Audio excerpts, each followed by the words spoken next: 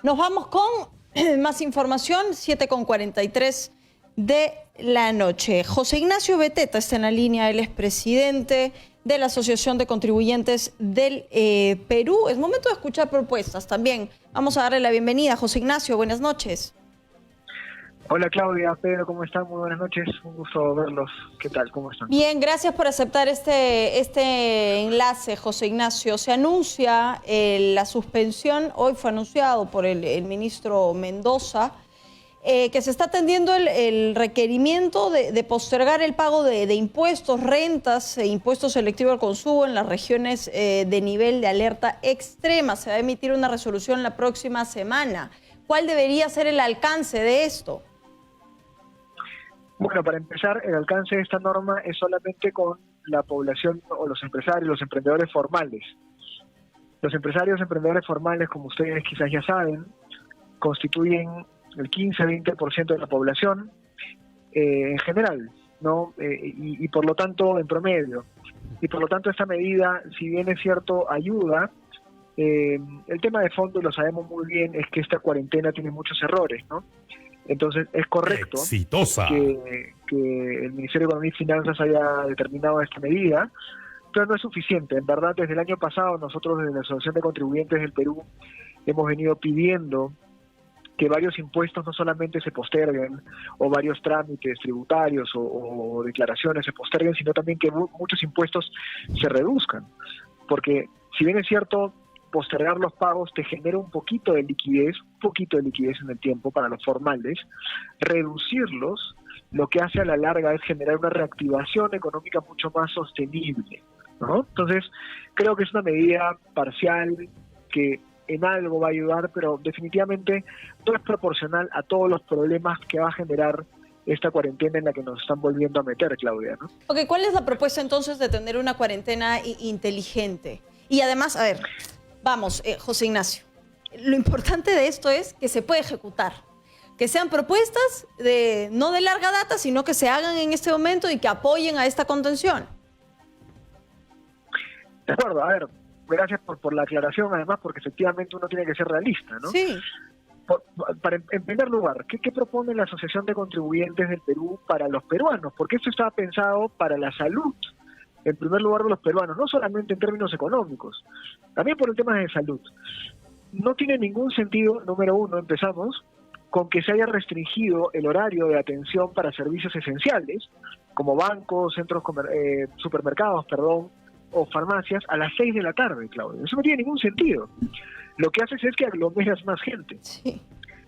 Eso es totalmente realizable, es simplemente eliminar esta especie de prohibición, este toque de queda encubierto de las 6 p.m. No tiene ningún sentido. Yo creo que lo van a hacer. Yo estoy seguro de que en esos 3-4 días van a eliminar esa restricción. Yo prefiero tener un supermercado, una bodega, un market, entre comillas, abierto hasta las 9 de la noche, hasta las 8, 9 de la noche, que hasta las 6 de la tarde, porque entonces la gente va a ir con más tranquilidad a estos lugares.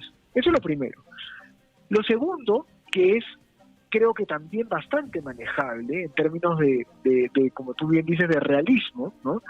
Es el permitir el uso de transporte privado para realizar estas actividades esenciales. Uh-huh.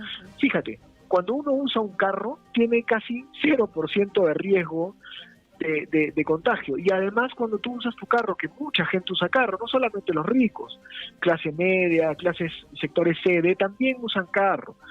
Tú vas al supermercado, vas a la tienda, ¿y qué haces? Compras para 4, 5, 6, 7 días.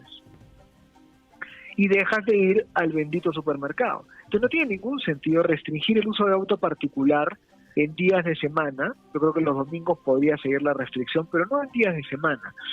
Tercero, fíjate en esta propuesta. Hay muchos negocios de comida que van a cerrar. Uh-huh.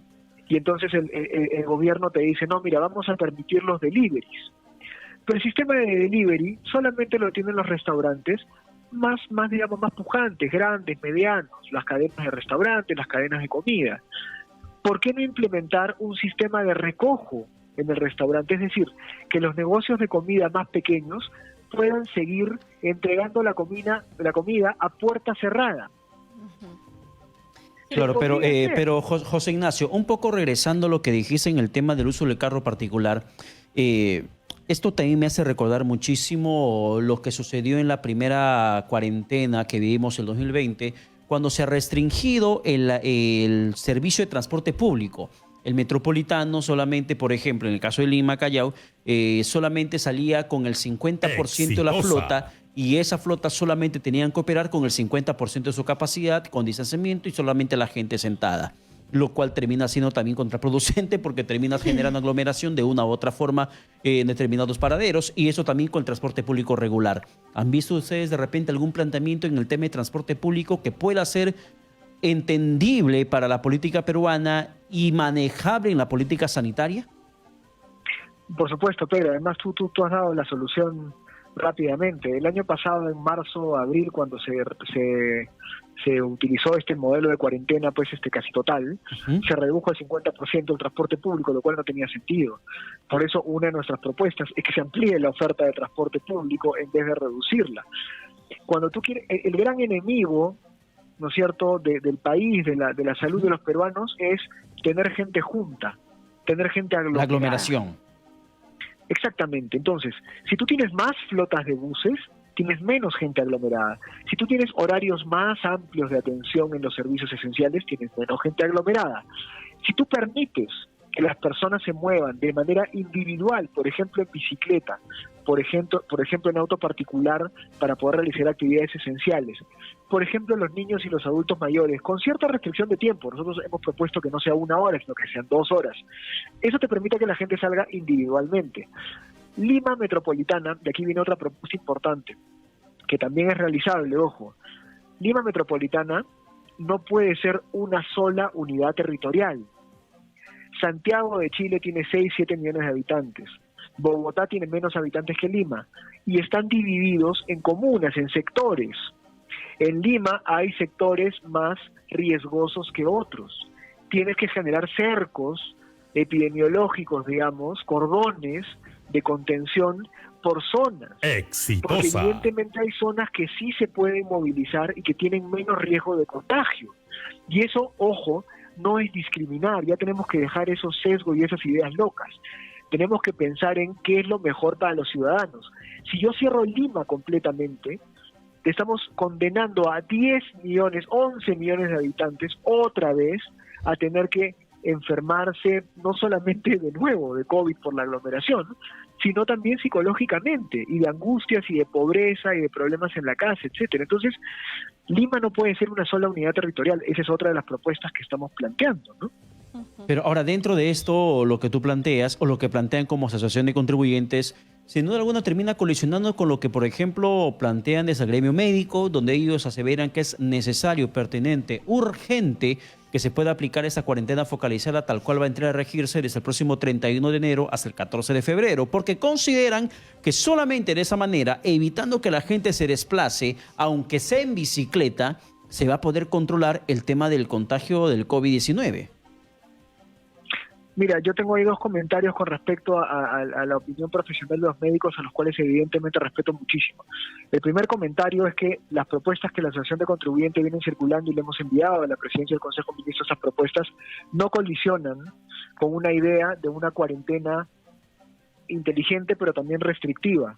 De por sí, si te das cuenta, nuestra propuesta sí está manteniendo un confinamiento en la casa.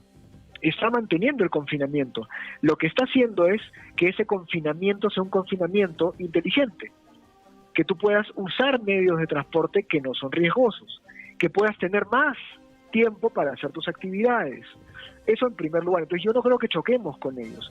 En segundo lugar, mi siguiente comentario, y ahí sí voy a, ser un poco más crítico, es que nos muestren la evidencia, Pedro y Claudia, de que la primera cuarentena fue exitosa. Fuimos el peor país del mundo. Perdimos 25-30% del PBI. Tuvimos la mayor cantidad de fallecidos por millón de habitantes del planeta. En cifras oficiales, si no contamos las cifras, digamos, del SINADEF, ya éramos los peores. Si las contamos, las cifras del SINADEF, que son las, entre comillas, no oficiales, es peor. fuimos los peores de los peores de los peores. Ahora, intentando Entonces, entender, por más que José Ignacio, intentando entender lo que plantea el Ejecutivo en torno a la restricción de uso de vehículos particulares, tal cual, por ejemplo, en su momento, Claudia, recordarás, para Navidad, para 24, 25 de diciembre, 31 de Sí. diciembre, para el 1 de enero de este año, se había restringido el uso del vehículo particular, considerando que la gente así podría desplazarse hacia lugares donde puedan hacer sus fiestas COVID, sus fiestas clandestinas. Y que por ello, en una necesidad de cuarentena, se restringe el uso de vehículo particular para que la gente no se desplace y no vaya llevando el COVID de un lugar para otro. Y por ello también se ratifica en el decreto supremo que se ha publicado el día de hoy ese tema de reuniones sociales, donde en su artículo 9 justamente menciona esa prohibición de las concentraciones de personas y de las reuniones. ¿Cómo hacer viable esa posibilidad de que te permitan, por un tema de salud, utilizar la bicicleta, pero además que con la bicicleta, con la bici, no te vayas a otro lugar que no sea, por ejemplo, el supermercado? No, Pedro, mira, hay dos cosas, yo te entiendo perfectamente. Lo primero es, si tú generaras unos cordones y unos sectores de riesgo en Lima, inteligentes justamente, ¿no es cierto?, tendrías una situación, digamos, distinta. Es decir, yo sí creo que hay zonas de Lima en donde definitivamente las restricciones tienen que ser mayores. Eso, estamos claros en eso. Lo que pasa es que no pueden pagar justos por pecadores. Lo segundo es el tema de la fiscalización. El Estado tiene que intentar darte la mayor libertad posible, no quitártela. Entonces, cuando tú ves una reunión familiar o una reunión de gente, han habido muchos casos. Pueden ser cientos de personas, Pedro. Pueden ser muchas personas las que han roto la ley y son irresponsables, hay que criticarlos, y es su culpa. Perfectamente, pero es la gran minoría. Entonces tú no puedes tener una norma a rajatabla general, ¿no es cierto?, en donde un montón de justos, que yo estoy seguro cada vez más emprendedores y más comerciantes hacen las cosas bien y se cuidan, todos ellos paguen las consecuencias de un grupo evidentemente que es minoritario. Entonces, uno tiene que promover medidas en donde el Estado tenga que fiscalizar más, que haga su trabajo. Una medida inteligente, una medida más flexible y más inteligente, implica más trabajo del Estado, obviamente. Bueno, pues pero para eso son el Estado. Es muy fácil decir, todos se me encierran, todos se me guardan. Eso es muy fácil, porque así el Estado no trabaja, pues. Así el Estado no hace lo que tiene que hacer. El Estado tiene que brindarte la capacidad de tú trabajar y ser libre. Mira, yo estoy ahorita en Cusco, Pedro. Cusco ahorita está preocupado por la situación de Lima. ¿Y sabes por qué? Porque la mayoría de consumidores, de turistas, de empresarios, de trabajadores que consumen hoy en Cusco son limeños. Y tú les preguntas en la calle y todos te dicen, hay que trabajar cuidándonos, hay que trabajar cuidándonos. La cuarentena no sirve, la cuarentena nos ha hecho mucho daño, la cuarentena no nos ha servido para nada. Hay que oír a la gente. Esto no solamente es un tema técnico-académico, que además tampoco tienen evidencia de que la cuarentena vaya a funcionar. Hay mucha gente responsable que está haciendo las cosas bien. No pueden pagar justos por pecadores. Ok, quiero apelar al tiempo, porque el tiempo es el tiempo, como se lo decíamos al señor Cuadros en el bloque anterior, es un indicador de me puedo morir de hambre más que de COVID. Y evidentemente son 15 días en una situación poco... A ver, quiero ser buena gente. ¿Cómo arreglamos el término? Poco realista la proyección de 15 días. José Ignacio, ¿cuál sería la contrapropuesta, en todo caso, para que esta cuarentena sea no solo inteligente, sino sostenible? 15 días más, vamos a ponerle de plazo un mes.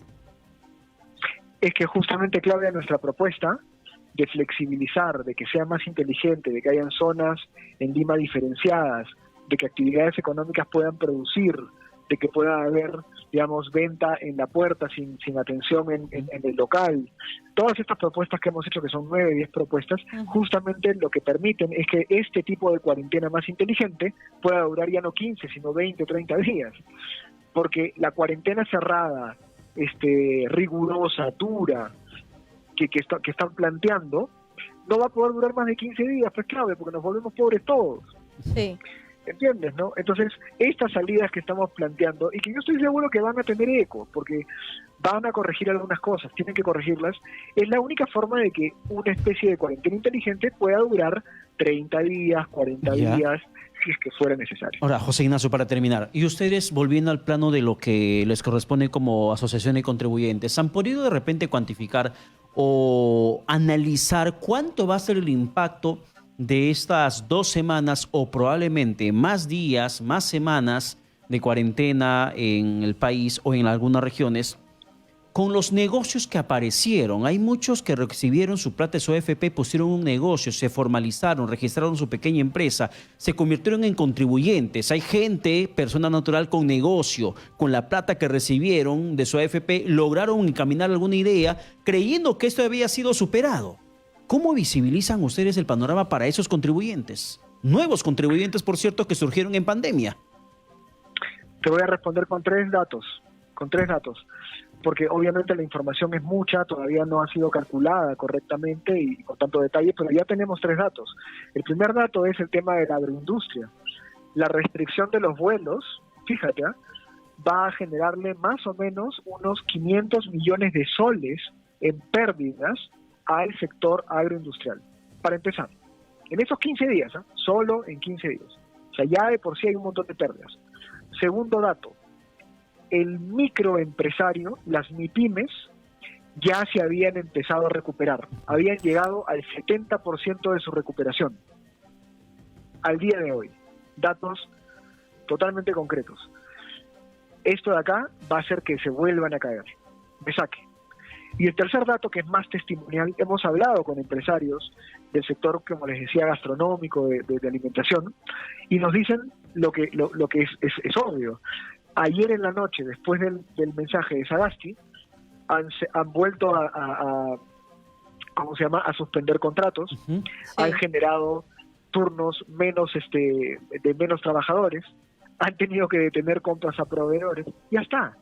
Y lo sé de primera mano de un empresario gastronómico importante, que muchas empresas, aunque no lo creas, en estos 15 días pueden quebrar. Totalmente. Porque la levantada que tenían, ya se las hemos tirado al piso. En el sector gastronómico, de comercio de comida y turismo, trabajan más de 2 millones de personas. Y son los principales afectados con esta medida. José Ignacio, muchísimas gracias por la comunicación alcanzada. El tiempo nos ha ganado. Gracias, José, por este alcance y esperar que cada una de las propuestas sean atendidas finalmente. Hay que mirar fuera de la caja. El gobierno no puede mirar así cuando hay cosas que pueden implementarse y que pueden sonar más razonables. Y es cierto lo que dice José Ignacio, hay muchos empresarios que están haciendo viral el tema de no al toque de quiebra, muchos dentro de este rubro. Vamos a hablar de eso y más. 8 de la noche, pausa, regresamos.